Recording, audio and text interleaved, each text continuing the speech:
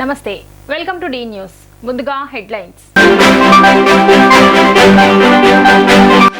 తూర్పు నియోజకవర్గంలో ఎక్కడా వర్షపు నీరు ఆగకుండా ప్రణాళికలు చర్యలు సిద్ధం చేసినట్లు తెలిపిన తూర్పు నియోజకవర్గ ఎమ్మెల్యే గద్దె రామ్మోహన్ రావు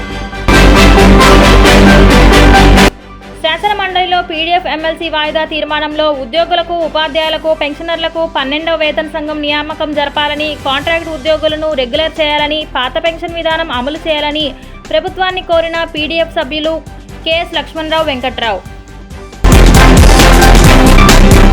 కూటమి సర్కార్ మభ్యపెట్టే బడ్జెట్ ప్రవేశపెట్టిందని 8 నెలల పాటు బడ్జెట్ పెట్టకుండా ఎందుకు సాగదీశారంటూ ప్రశ్నించిన మాజీ సీఎం వైఎస్ జగన్మోహన్ రెడ్డి భవిష్యత్తులో ఎలాంటి ఇబ్బంది వచ్చినా తూర్పు నియోజకవర్గంలో ఎక్కడా వర్షం నీళ్లు ఆగకుండా ప్రణాళికలు సిద్ధం చేసినట్లు తూర్పు నియోజకవర్గ ఎమ్మెల్యే గద్దె రామ్మోహన్ రావు అన్నారు. గత ప్రభుత్వం నిర్లక్ష్యం కారణంగానే వరదలు వచ్చినప్పుడు అనేక చోట్ల వర్షం నీళ్లు నిలిచిపోయాయన్నారు. తూర్పు నియోజకవర్గ పరిధిలో 4వ డివిజన్ లైలా గార్డెన్ ఆవరణలో నూతనంగా నిర్మించిన రీడింగ్ రూమ్ను గద్దె రామ్మోహన్ ప్రారంభించారు. అనంతరం ఆయన మాట్లాడుతూ గతంలో 50% విజయవాడ కార్పొరేషన్ 50% స్థానికుల ఆర్థిక సాయంతో అపార్ట్మెంట్స్ కాలనీలు అభివృద్ధి పనులు చేశామన్నారు. వైసీపీ హయాంలో గతంలో ఉన్న అన్ని స్కీములను రద్దు చేశారన్నారు. గత ప్రభుత్వ నిర్లక్ష్య వైఖరి కారణంగానే వరదలు వచ్చినప్పుడు అనేక కాలనీల్లో వర్షపు నీళ్లు నిలిచిపోయి మురికి కుప్పలుగా తయారయ్యాయన్నారు. చెత్తపై పన్ను వేసిన చెత్త ప్రభుత్వం వైసీపీ అని రామ్మోహన్ రావు నిప్పులు చెరికారు. స్థానిక కార్పొరేటర్ జాస్తి సాంబశివరావు మాట్లాడుతూ ఈ పార్క్లో రీడింగ్ రూమ్కు ఏర్పాటుకు గద్దె రామ్మోహన్ రావు ఎంపీగా ఉన్న సమయంలో నిధుల సాయంతో నిర్మించామన్నారు. ప్రస్తుతం గద్దె రామ్మోహన్ రావు శాసనసభ్యుడిగా నూతన రీడింగ్ రూమ్ను ప్రారంభించడం ఆశించదగ్గ విషయం అన్నారు. అభివృద్ధి చంద్రబాబు నాయుడుగా సీఎంగా ఉన్న సమయంలో మాత్రమే జరిగిందన్నారు. భవిష్యత్తులో విజయవాడ నగరానికి ఎలాంటి ఇబ్బందులు లేకుండా బడ్జెట్లో కూడా సీఎం నిధులు కేటాయించారన్నారు.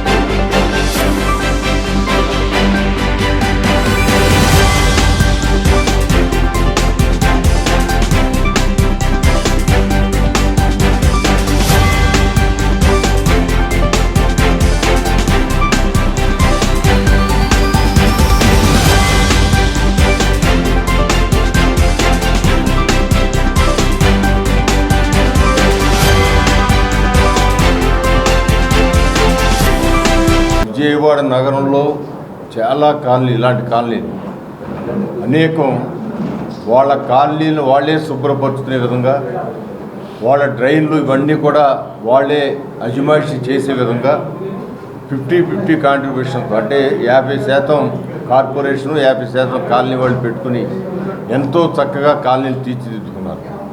2019 ఎలక్షన్ తర్వాత జగన్మోహన్ రెడ్డి గారి ప్రభుత్వం చెత్త పన్నేసి భారం పెంచడమే కాకుండా ఇలాంటి స్కీములని 50-50 స్కీములన్నీ కూడా తీసేయటం వల్ల మొత్తం అపరిశుభ్రంగా మాటలు కాకుండా, డ్రైన్లు పాడైపోవటం కాకుండా, ఎక్కడా కూడా సిల్ట్ తీసిన పాపాన పోకపోవటం వలన చిన్నపాటి వర్షం సైతం రోడ్ల మీదకి నీళ్ళు వచ్చి అనేకమైన ఇబ్బందులు గురయ్యి ఇవాళ ఇలాంటి కాలనీలు మోకాళ్ళ లోతుకు నీళ్ళలో వర్షానికి ఉన్నాయంటే అది ఈ 5 సంవత్సరాల్లో డ్రైన్ల మీద సైడ్ డ్రైన్స్ కానివ్వండి, అండర్ గ్రౌండ్ డ్రైన్స్ కానీ సరైన శ్రద్ధ తీయకపోవడం.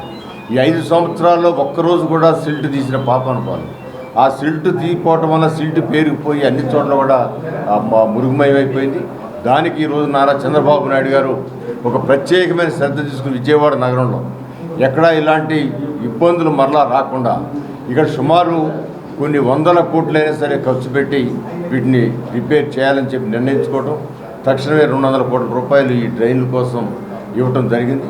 అంతేకాదు ఈ వరద ప్రాంతంగా విజయవాడ నగరంలో 3,300 కోట్ల రూపాయలతో కేంద్ర ప్రభుత్వ సహకారంతో ఈ యొక్క సైడ్ డ్రైన్స్ అది అండర్గ్రౌండ్ డ్రైన్ 2 బాగు చేయడానికి కూడా నిర్ణయం తీసుకోవడం జరిగింది. ఎప్పుడైనా కానీ పట్టణ ప్రాంతాలు కానీ పల్లె ప్రాంతాలు కానీ పరిశుభ్రమైనటువంటి వాతావరణంలో ఉండటం, మౌలిక సదుపాయాల కల్పనలో ముందుండడం కూడా మనం గతంలో చూసాము. ఈ ఆంధ్ర రాష్ట్రంలో నైట్ శానిటేషన్ విధానాన్ని డ్వాక్రా గ్రూపుల ద్వారా ప్రవేశపెట్టినటువంటి వ్యక్తి ఎవరైనా ఉన్నారంటే శ్రీ నారా చంద్రబాబు నాయుడు గారిని కూడా మీకు తెలియజేస్తూ ఉన్నాం. మరి గతంలో ఉన్నటువంటి వైఎస్ఆర్ ప్రభుత్వం చెత్త పన్ను అంటే చెప్పి మరి కాలనీలందరూ కూడా తలా రూపాయి పోయి చేసుకొని 50% కాంట్రిబ్యూషన్ మీద కాలనీలన్నీ కూడా పరిశుభ్రంగా ఉంచుకుంటుంటే వాళ్ళందరినీ కూడా తొలగించి మరి చెత్త పన్నును విధించడం, ఈ కాలనీలన్నీ కూడా మురికి కూపాలుగా కూడా తయారవడం మనందరికీ తెలిసినటువంటి విషయమే.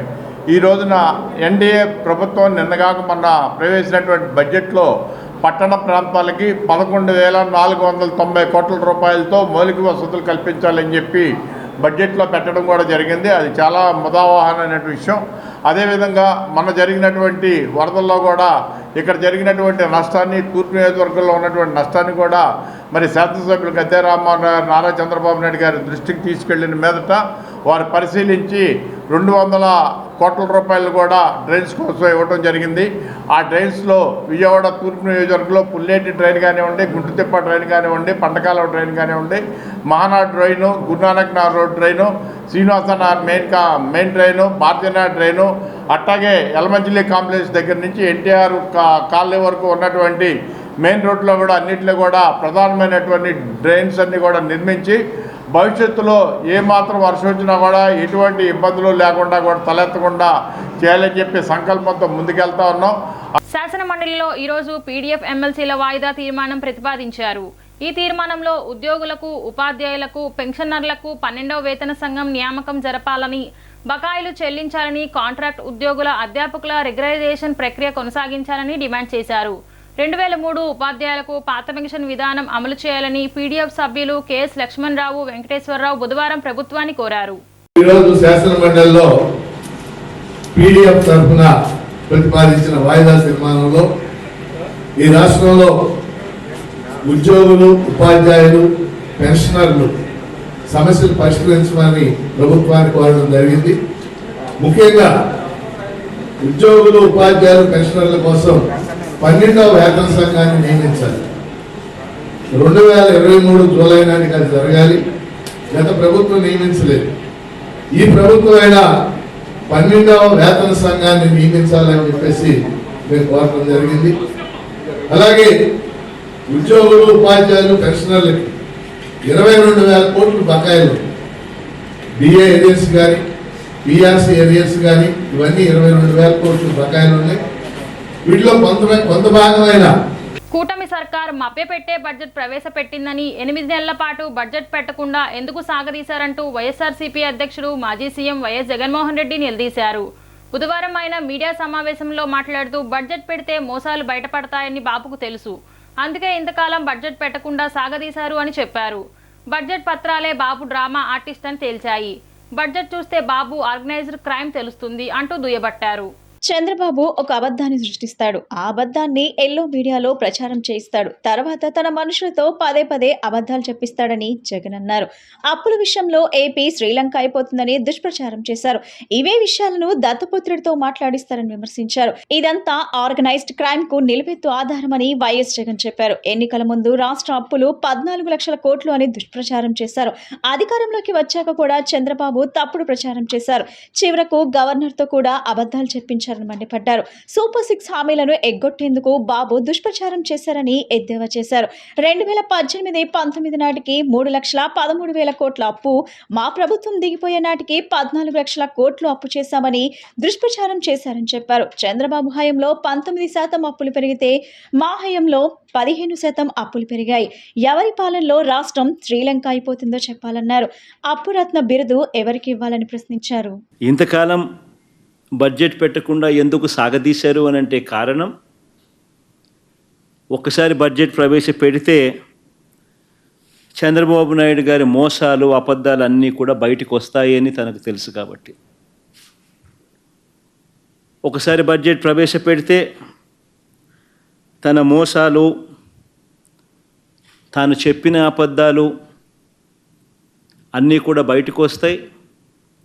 బయటికి రావడమే కాకుండా ప్రజలు కూడా మా సూపర్ 6 ఏమైంది, మా సూపర్ 7 ఏమైంది అని చెప్పి కూడా చంద్రబాబు నాయుడు ప్రజలు నిలదీస్తారు అన్న సంగతి కూడా తనకు తెలుసు. కాబట్టి చంద్రబాబు నాయుడు గారు బడ్జెట్ ప్రవేశపెట్టకుండా దీన్ని సాగదీస్తూ వచ్చాడు. సాగదీస్తూ వస్తూ తాను కారణాలు చెప్పుకునే దానికోసం అని చెప్పి రకరకాల కారణాలు సాగదీతకు చెప్పుకుంటూ వచ్చాడు. పరిమితికి మించి వైఎస్ఆర్ కాంగ్రెస్ పార్టీ అప్పులు చేసిందని, రాష్ట్రాన్ని శ్రీలంక చేశామని, ఇలా రకరకాల సందర్భాలలో ప్రజలను మభ్యపెట్టే కార్యక్రమం చంద్రబాబు నాయుడు గారు, ఆయన కూటమి, ఆయనకు తోడు ఆయన ఎల్లో మీడియా, వీళ్ళంతా కూడా రకరకాల ప్రచారాలు పెడుతూ వచ్చారు. ఇవాళ సాక్షాత్తు చంద్రబాబు నాయుడు గారు తాను ప్రవేశపెట్టిన బడ్జెట్ పత్రాలే చంద్రబాబు నాయుడు గారి డ్రామా ఆర్టిస్టు అని చెప్తూ అవే సాక్ష్యాలుగా నిలబడ్డాయి. కూటమి ప్రభుత్వం ప్రవేశపెట్టిన బడ్జెట్ కొత్త సీసాలో పాత నీరులా ఉందని ఆమ్ ఆద్మీ పార్టీ నేత నేతి ఉమామహేశ్వరరావు విమర్శించారు. విజయవాడ ప్రెస్ క్లబ్లో బుధవారం విలేకరుల సమావేశంలో ఆయన మాట్లాడారు. విభజన సమయం నుంచి ఆంధ్రప్రదేశ్ ఆత్మ ఘోషిస్తుందని ఆయన అన్నారు. ఆస్తులు వదులుకున్న విభజన హామీలు అమలు చేస్తున్నామని చెప్పుకొచ్చారు. ప్రభుత్వం విడుదల చేసిన శ్వేతపత్రం ప్రకారం ఆర్థిక విధానంలో మార్పులు చేయలేదన్నారు.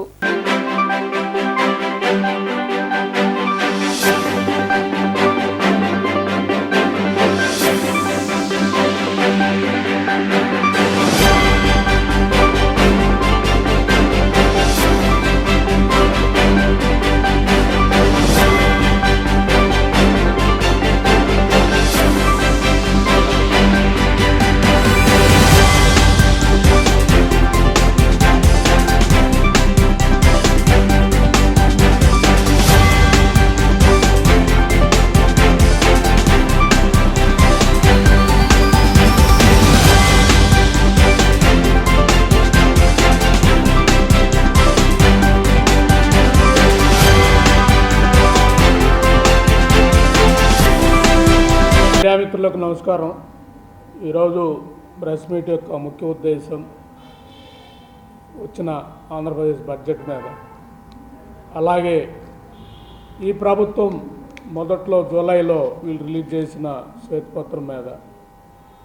సో ఈ శ్వేతపత్రంలో ఏం చెప్పారు, ఈ శ్వేతపత్రంలో చెప్పిన దాని ప్రకారం ఆర్థిక విధానంలో మార్పు చేసుకున్నారా, లేదా కొత్త సీసాలో పాత సారా పోసి కొద్దిగా మార్పులు చేసి బడ్జెట్ తయారు చేశారనేది ఈరోజు ఆమ్ ఆద్మీ పార్టీ తరఫున మాట్లాడదలుచుకున్నాం.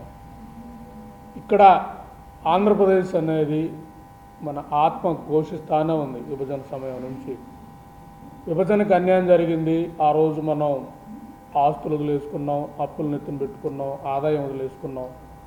సో మనకు రావాల్సిన హోదా అన్నీ కూడా గాలికి గెలిచిపోయిన పరిస్థితి ఉంది. ఆ తర్వాత ప్రయాణం మొదలు పెడితే మనం మండు టెండర్లో ఉన్నాం అనుకోవాలి. ఆ రోజు ఆంధ్రప్రదేశ్ విభజన సమయంలో మండు టెండర్లను కాస్త 2014 నుంచి 19 వరకు అభివృద్ధికి నిధులు పెట్టాల్సిన చంద్రబాబు నాయుడు గారు, ముఖ్యంగా చెప్పాలంటే ఆర్థిక విధానం, ఫిస్కల్ పాలసీ డెవలప్మెంట్కి ఉండాల్సిన పరిస్థితుల్లో ఆ టైం కూడా ప్రచార ఆర్భాటం తప్ప అభివృద్ధికి నిధులు పెట్టలేదనేది మీరు ఇచ్చిన శ్వేతపత్రంలోనే కనపడతా ఉంది. ఎందుకంటే వైఎస్ఆర్సీపీ మేము కలిపి పెట్టిన అభివృద్ధికి నిధులు 3211 అనేది మీరు ఇచ్చిన శ్వేతపత్రంలోనే ఉంది. కాబట్టి 8 లక్షల కోట్ల అప్పు అంటే వైసీపీ ప్రభుత్వం వరకు, దాంట్లో 3211 ఆదాయం సమకూర్చే కార్యక్రమాలు ముఖ్యంగా ఏపీ విభజన చట్టం మేరకు రాష్ట్రానికి రావాల్సిన కేంద్ర విద్యా సంస్థల స్థాపనకు చర్యలు తీసుకోవాలని విజయవాడ సెంట్రల్ ఎమ్మెల్యే బోండా ఉమా బుధవారం అసెంబ్లీలో ప్రభుత్వాన్ని కోరారు. గత ప్రభుత్వం నిర్లక్ష్యంగా పడిన విద్యా సంస్థల స్థాపనకు కూటమి ప్రభుత్వం తక్షణ చర్యలు తీసుకోవాలన్నారు.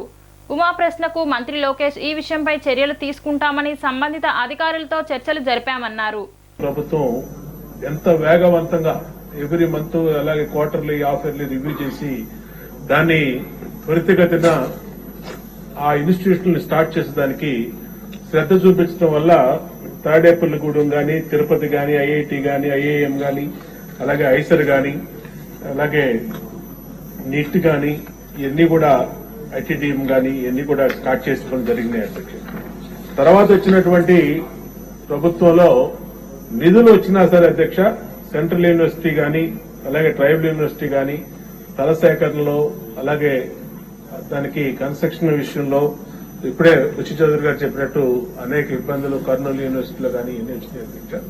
దీన్ని ఇవాళ మళ్ళా మన ప్రభుత్వం వచ్చినాక ఇవాళ మన ఎడ్యుకేషన్ మినిస్టర్ గారు కూడా దీన్ని చాలా అగ్రెసివ్ గా ఈ రాష్ట్రంలో ఉన్నటువంటి విద్యార్థులకి, ఈ రాష్ట్రంలో ఉన్నటువంటి యువతకి అన్ని రకాల అవకాశాలు, అంటే ఉద్యోగ అవకాశాలు ఈ ఎడ్యుకేషన్ యూనివర్సిటీలు కంప్లీట్ చేయాలని ఉద్దేశం ఉంది. కాబట్టి ఏదైతే గత ప్రభుత్వంలో నిర్లక్ష్యం కాబడినటువంటి ఈ సెంట్రల్ యూనివర్సిటీస్ ని ఖచ్చితంగా ఒక ప్రత్యేక దృష్టి పెట్టి దాంట్లో మౌలిక సదుపాయాలు కానీ, అడ్మిషన్స్ కానీ, అలాగే ఇన్ఫ్రాస్ట్రక్చర్ ఫెసిలిటీస్ కానీ అన్నింటినీ కూడా త్వరితగతిన పూర్తి చేయడానికి వేగవంతంగా చర్యలు తీసుకోమని మన రాష్ట్రానికి సంబంధించి, అట్లాగే సెంట్రల్ గవర్నమెంట్ నుంచి ఇంకా మనకు తీసుకురావాల్సినటువంటి యూనివర్సిటీ మీద కూడా గౌరవ మంత్రివర్యుల్ని దృష్టి పెట్టమని కూడా కోరుకుంటాం.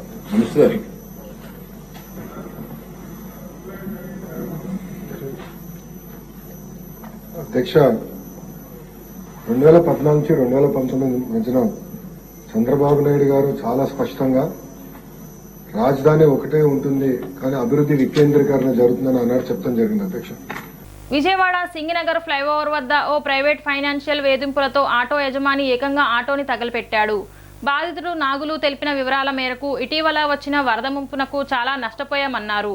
ఫైనాన్షియల్ వారిని నెలసరి వాయిదాలకు గడువు ఇవ్వమని కోరగా అంగీకరించలేదన్నారు. ఈ క్రమంలో విరక్తి చెందడంతో ఆటోపై పెట్రోల్ పోసి నిప్పంటించానని పేర్కొన్నాడు. దీంతో ఆటో పూర్తిగా దగ్ధమైంది.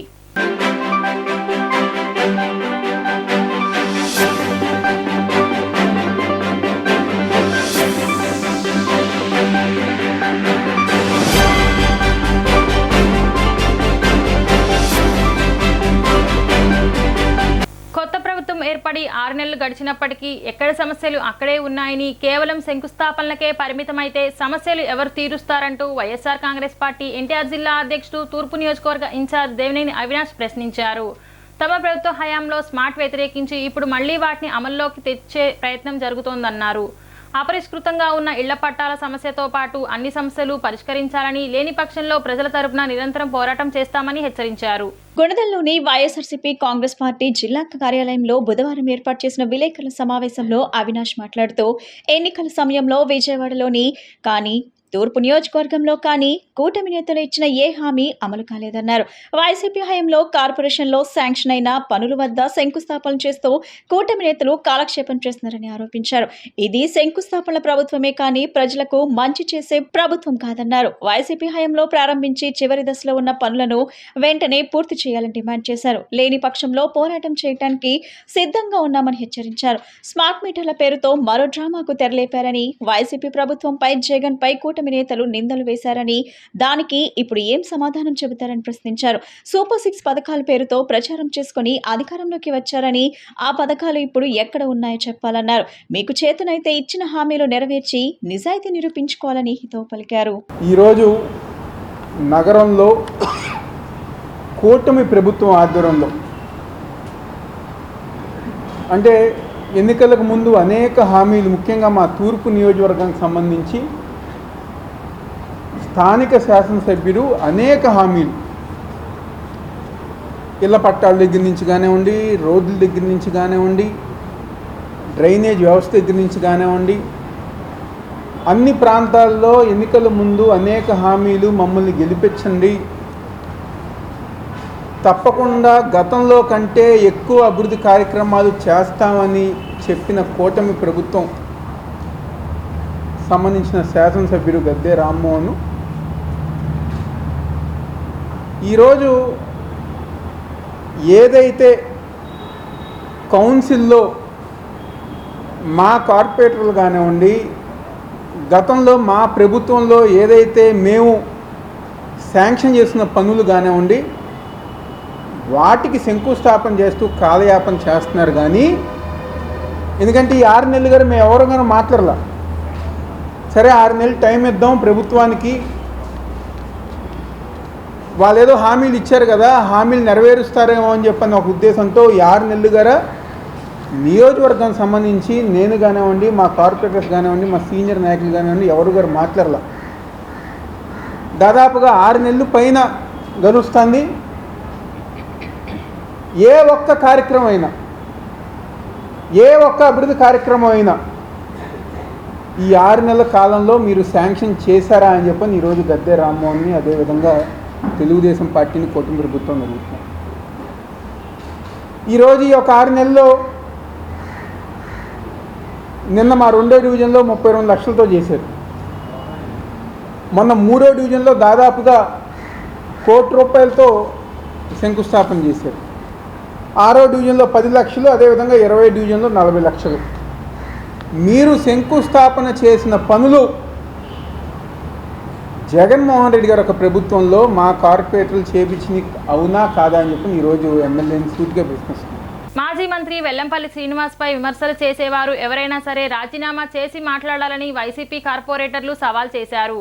బ్రాహ్మణ వీధిలోని వైసీపీ కార్యాలయంలో ఏర్పాటు చేసిన విలేకరుల సమావేశంలో వారు మాట్లాడుతూ పశ్చిమ నియోజకవర్గం అంటే మొదటిగా గుర్తుకు వచ్చేది వెల్లంపల్లి శ్రీనివాస్ అని చెప్పారు. నియోజకవర్గంలో 65% కొండ ప్రాంతం ఉన్న ఏరియాలో అభివృద్ధి చేసింది వెల్లంపల్లి అని గుర్తు చేశారు. వైసీపీని వీడి వెళ్లిన వారు ఎవరైనా చిత్తశుద్ధి ఉంటే గుండె మీద చేయి వేసుకొని నిజం చెప్పాలన్నారు. చంద్రబాబు హయాంలో దేవాలయాలు కూలిస్తే గతంలో బీజేపీ నేతలు ఏం చేశారని ప్రశ్నించారు.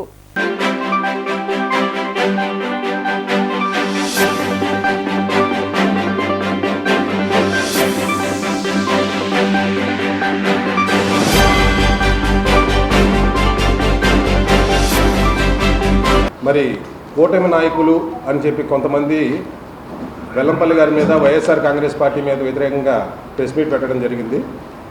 అది ప్రజలందరూ కూడా గమనిస్తూనే ఉన్నారు. మీరు కూడా ఒకసారి గమనించండి. ప్రెస్ మీట్ పెట్టిన అటూరు శ్రీరామ్ గారు మీ చుట్టూ ఉన్నోళ్ళు ఏ పార్టీకి సంబంధించిన వాళ్ళు ఏ పార్టీ నుంచి వచ్చారు, ఏ పార్టీ నుంచి వచ్చి మీ పార్టీలో కూర్చొని వాళ్ళు ప్రెస్ మీట్ పెట్టారో ఒకసారి ఆలోచించండి. ఆ వెళ్ళిన కార్పొరేటర్ అందరూ కూడా మీరు ఒక విషయం మర్చిపోతూ వెల్లంపల్లి గారు ఇలా చేశారు అలా చేశారని చెప్పి మీరు మాట్లాడారు. కరెక్టే, వెల్లంపల్లి గారు చేశారా? చేస్తే ఆ రోజు ఏం చేశారు మీరు? ఆ రోజు ఎందుకు ప్రశ్నించాలా? ఇదే వెల్లంపల్లి శ్రీనివాస్ గారిని ఎందుకు ప్రశ్నించాలా? ఇవాళ ఎందుకు పార్టీ మారిన తర్వాత ప్రశ్నిస్తున్నారు? వైఎస్ఆర్ కాంగ్రెస్ పార్టీని ఆ సింబల్ని పెట్టుకొని వెల్లంపల్లి గారి కృషిని, వెల్లంపల్లి గారి సహకారంతో గెలిచినటువంటి కొంతమంది కార్పొరేటర్లు మరి పార్టీని వదిలి ఇతరేతర కూటమి పార్టీలోకి వెళ్ళడం జరిగింది. అది మీ సొంత అభిప్రాయం. మీరు వెళ్ళడం అనేది మేము ఎవరం కూడా తప్పు పట్టట్లేదు. కాకపోతే వెళ్ళిన తెల్లారే వెల్లంపల్లి గారు అది, వెల్లంపల్లి గారు ఇది అని చెప్పేసి మాట్లాడడం అనేది ఏమాత్రం కూడా సమంజసం కాదని చెప్పేసి నేను తెలియజేస్తా ఉన్నాను. ఎందుకు అనంటే ఈ 3.5 సంవత్సరం మీరు కార్పొరేటర్లుగా ఉన్నప్పుడు, వైఎస్ఆర్ కాంగ్రెస్ పార్టీలో వెల్లంపల్లి శ్రీనివాసరావు గారు ఎమ్మెల్యేగా ఉన్నప్పుడు ఒక్కొక్కరిని వార్డు ఏ విధంగా అభివృద్ధి చెందింది, ఒక్కొక్కరి వార్డులో ఎన్ని కోట్ల రూపాయల అభివృద్ధి జరిగింది అనేది మీ మనస్సాక్షికి తెలుసు. మీరందరూ ఒక్కసారి మనస్ఫూర్తిగా మీ గుండెల మీద మీరు చేసుకొని ప్రశ్నించుకోండి.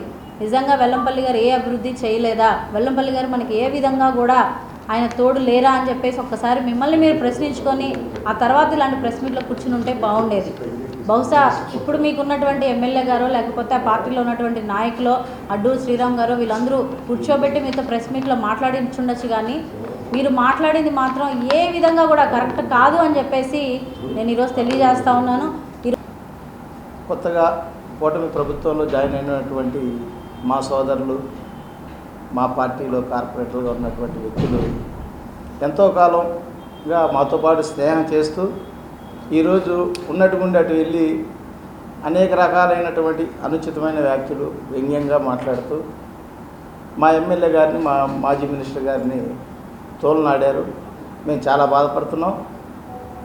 మరి ఇంతకాలం స్నేహం చేసినటువంటి ఎమ్మెల్యే గారిలో మరి ఇటువంటి భావన మరి ఈ మధ్యనే ఎందుకు కలిగిందో, మరి 2 రోజుల క్రితం వచ్చినటువంటి కొత్తగా ఎంపికైనటువంటి సుజనా చౌదరి గారి మీద అంత ప్రేమ ఎందుకు వచ్చిందనేది కూడా ప్రజలందరూ కూడా అబ్జర్వ్ చేస్తున్నారు.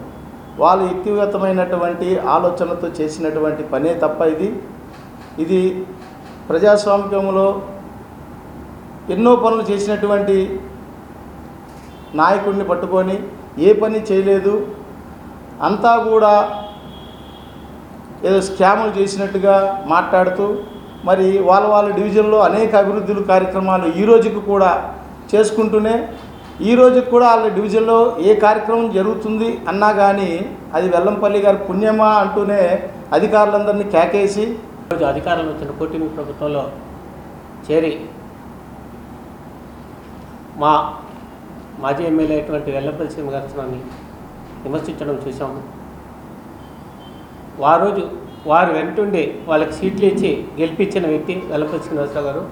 అలాగే పశ్చిమ నియోజకవర్గంలో ఎంతో అభివృద్ధి చేసి ఎన్నో రోడ్లు కానీ, పార్కులు కానీ, మసీదులు కానీ, గుళ్ళు కానీ, చర్చిలు కానీ, అట్లాగే రిటెన్షన్ వాల్స్ కానీ, మన హౌసింగ్ బోర్డు ఏరియాలో చూస్తే మీరు ఎన్నో పార్కులు కూడా వారు అభివృద్ధి చేయడం చూసాము.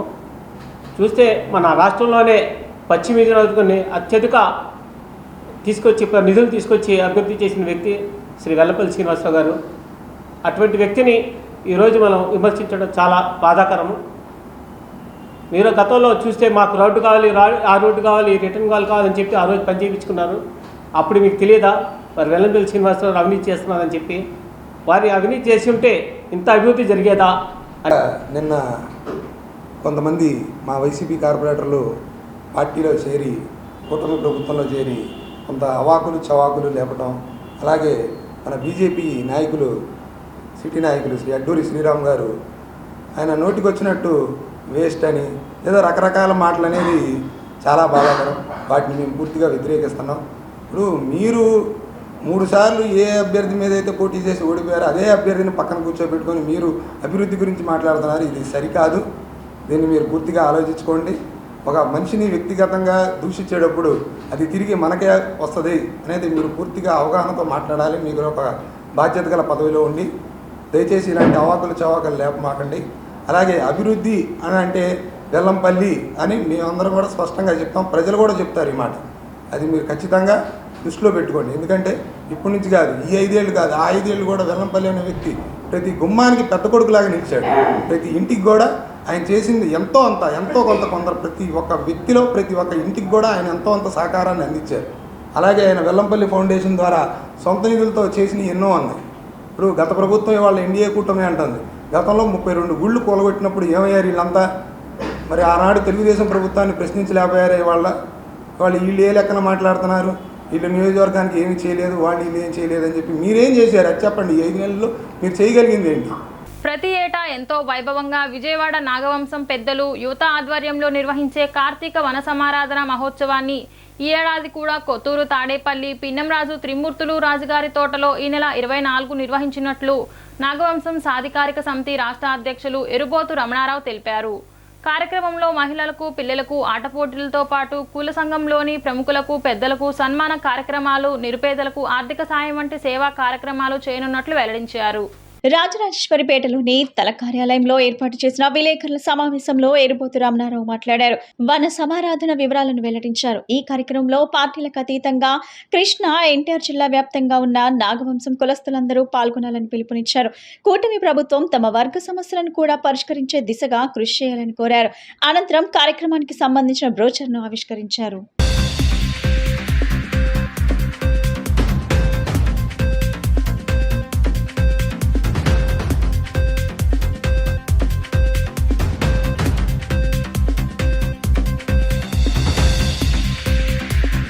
ఈ రోజున విజయవాడలో మరి తూర్పు నియోజకవర్గం, సెంట్రల్లో, పశ్చిమ నియోజకవర్గంలో, అలానే జిల్లాలో ఎన్టీఆర్ జిల్లాలో ఉన్నటువంటి ప్రముఖులందరూ కూడా మరి ధన్యవాదాలు తెలియజేసుకుంటూ 24వ తారీఖున 24/11/2024 ఆదివారం కొత్తూరు తాడేపల్లి స్థలం పెన్నమ్మనేని త్రిమూర్తిరాజులు గారు అనే ఎస్ కార్పొరేటర్ గారి తోటలో మరి నాగవంశీల వన సమారాధన కార్యక్రమాన్ని మరి ఏర్పాటు చేయడం జరిగింది.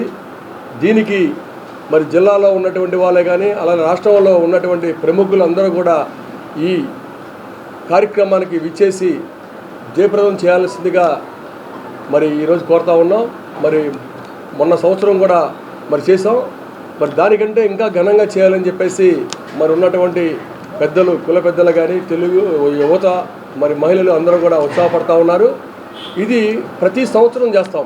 ప్రతి సంవత్సరం మరి కార్తీక వన సమారాధన కార్యక్రమం చేస్తామని చెప్పి ఆ రోజున మరి చెప్పడం జరిగింది. మరి ఈరోజు కూడా కార్యక్రమం చేస్తున్నందుకు మేము అన్ని కార్యక్రమాలు కూడా చేయాలని చెప్పేసి అక్కడ ఆటల పోటీలు మహిళలకి, మరి కుల సంఘంలో ఉన్నటువంటి పెద్దలు, కొంతమంది ఉద్యోగస్తులు కానీ, రాజకీయ ప్రముఖులు కానీ, అలానే కొన్ని వర్గాల్లో ఉన్నటువంటి ప్రముఖులందరూ కూడా సన్మానం చేయాలని, మరి అలానే కుల సంఘంలో ఉన్నటువంటి కొంతమంది ఆర్థికంగా ఇబ్బంది పడిన వాళ్ళకి ఆర్థిక సహాయం చేయాలని ఆటల పోటీలు పెట్టి ఆ ఆటల పోటీల ద్వారా మరి వాళ్ళని కూడా మరి గుర్తించి బహుమతి ప్రదానం చేయాలని చెప్పేసి కూడా మేము ఈ సందర్భంగా భావిస్తూ ఉన్నాం. నాగవంశ వన సమారాధన పోయిన సంవత్సరం చేయడం జరిగింది, అద్భుతంగా జరిగింది. ఈరోజు కూడా ఈసారి కూడా జరగటం చాలా ఆనందకరంగా ఉంది. పెద్దల నిర్ణయానికి అనుగుణంగా నాగవంశీ పెద్దలందరూ నిర్ణయం తీసుకున్నాం. అలాగే ఎరుబుత్రమణ గారు మాజీ కార్పొరేటర్ పోర్ లీడరు, అలానే తెలుగుదేశం పార్టీ బీసీ నాగవంశ సాధికార రాష్ట్ర కన్వీనర్ గారు నాయకత్వంలో ఇదంతా కూడా జరిగింది. ఖచ్చితంగా ఈ ప్రతి సంవత్సరం జరపాలనే మంచి సంకల్పం ఈ నాగవంశ వన సమారాధన స్టార్ట్ చేసాం. ఇక భవిష్యత్తు మొత్తం కూడా పిల్లలు కూడా అలా జరపాలని ఒక ఉద్దేశంతో ఆ రోజు నిర్ణయించారు ఎరుబుత్రమణ గారు. ఇది చాలా సంతోషకరం. పేదలకు గ్రామాల్లో 3 సెంట్లు, పట్టణాల్లో 2 సెంట్లు ఇళ్ల స్థలాలను ఇవ్వాలని, ఇంటి నిర్మాణం కోసం 5 లక్షల చొప్పున మంజూరు చేయాలని సిపిఐ నగర కార్యదర్శి జి కోటేశ్వరరావు ప్రభుత్వాన్ని డిమాండ్ చేశారు. ఎన్నికల సమయంలో తాము అధికారంలోకి వస్తే ప్రతి పేదవాడికి ఇల్లు ఇస్తామని చెప్పిన చంద్రబాబు నేడు అధికారంలోకి వచ్చిన తరువాత ఇప్పటివరకు ఇళ్ల స్థలాలపై ఎటువంటి ప్రకటన చేయకపోవడం దారుణమన్నారు.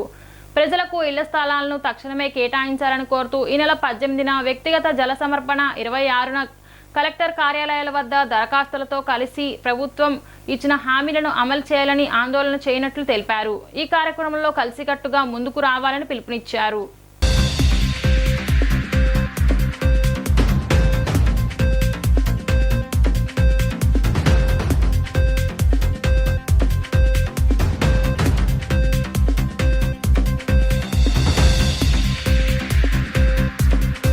కూటమి ప్రభుత్వం తరపున చంద్రబాబు నాయుడు గారు ఎన్నికల మేనిఫెస్టోలో చెప్పినట్లుగా గ్రామాల్లో, నగరాల్లో ఇల్లు లేనటువంటి పేదవారికి ఇల్లు ఇచ్చేటటువంటి దాంట్లో పట్టణాలు, నగరాల్లో 2 సెంటులు, అలాగే గ్రామాల్లో 3 సెంటులు ఇస్తామని చెప్పి, అలాగే వాటి నిర్మాణానికి 4 లక్షల రూపాయలు వ్యయం, 4 లక్షల రూపాయలు ఇస్తామని చెప్పి ప్రకటించారు. ఈ రోజున సిపిఐగా విజయవాడ నగరంలో ఇల్లు లేనటువంటి నిర్వాసితులందరికీ కూడా ఇంటి స్థలం కొరకు దరఖాస్తు చేసుకోవాల్సిందిగా విజ్ఞప్తి చేస్తూ ఉన్నాం. ఈ సందర్భంగా రాష్ట్ర ప్రభుత్వాన్ని కోరేటటువంటిది నగరంలో 2 సెంట్ల భూమితో పాటు 5 లక్షల నిర్మాణానికి వ్యయంగా ఇవ్వవలసిందిగా ప్రభుత్వాన్ని కోరుతా ఉన్నాం. గత ప్రభుత్వం వైఎస్ఆర్ కాంగ్రెస్ ప్రభుత్వం ఇళ్ళ స్థలాలు జగనన్న ఇళ్ళు ఇచ్చేటటువంటి సందర్భంలో సిపిఐగా సూచించాము. పట్టణాల్లో, నగరాల్లో 2 సెంట్లు, అలాగే గ్రామాల్లో 3 సెంట్లు ఇవ్వాలి. వారు ఇచ్చినటువంటి 1,80,000 రూపాయలు ఆ రోజున నిర్మాణ వ్యయం 1,80,000 రూపాయలు ఇచ్చారు. 1,80,000 రూపాయలతో ఎక్కడా కూడా ఇళ్ళ నిర్మాణం పూర్తి కాలేదు. ఈ రోజుకి జగనన్న ఇళ్ళు ఎక్కడ వేసిన గొంగలి అక్కడే అన్న చందంగా మిగిలిపోయినాయి. కాబట్టి ప్రాక్టికల్గా ఈ ప్రభుత్వం ఆలోచించి 5 లక్షల రూపాయలు నిర్మాణ వ్యయంగా ఇవ్వాలని చెప్పి, అలాగే తక్షణమే 2 సెంట్ల భూమి కేటాయించాలని చెప్పి కోరుతూ సిపిఐ రేపు 18వ తారీఖు నుంచి దరఖాస్తులు ప్రతి ఇల్లు లేనటువంటి వారికి అందజేయటం, అలాగే 26వ తారీఖున సబ్ కలెక్టర్ కార్యాలయం వద్ద ఇల్లు దరఖాస్తుదారులందరూ కూడా దరఖాస్తులు తీసుకొని ప్రభుత్వానికి నివేదించేటటువంటి కార్యక్రమంలో ప్రజలందరూ కూడా పాల్గొని ప్రభుత్వం ఇచ్చినటువంటి హామీని సాధించుకునేటటువంటి దానికోసం ఇల్లు లేనటువంటి వారందరూ కూడా కదిలి రావాల్సిందిగా సిపిఐగా విజ్ఞప్తి చేస్తాం. బులెటిన్ ముగించే ముందు ముఖ్యాంశాలు మరొకసారి. తూర్పు నియోజకవర్గంలో ఎక్కడా వర్షపు నీరు ఆగకుండా ప్రణాళికలు, చర్యలు సిద్ధం చేసినట్లు తెలిపిన తూర్పు నియోజకవర్గ ఎమ్మెల్యే గద్దె రామ్మోహన్ రావు. శాసన మండలిలో పీడీఎఫ్ ఎమ్మెల్సీ వాయిదా తీర్మానంలో ఉద్యోగులకు, ఉపాధ్యాయులకు, పెన్షనర్లకు 12వ వేతన సంఘం నియామకం జరపాలని, కాంట్రాక్ట్ ఉద్యోగులను రెగ్యులర్ చేయాలని, పాత పెన్షన్ విధానం అమలు చేయాలని ప్రభుత్వాన్ని కోరిన పీడీఎఫ్ సభ్యులు కెఎస్ లక్ష్మణరావు, వెంకట్రావు. కూటమి సర్కార్ మభ్యపెట్టే బడ్జెట్ ప్రవేశపెట్టిందని 8 నెలల పాటు బడ్జెట్ పెట్టకుండా ఎందుకు సాగదీశారంటూ ప్రశ్నించిన మాజీ CM YS Jaganmohan Reddy. D news కి సమాప్తం. మళ్ళీ నెక్స్ట్ బులెటిన్ లో కలుద్దాం.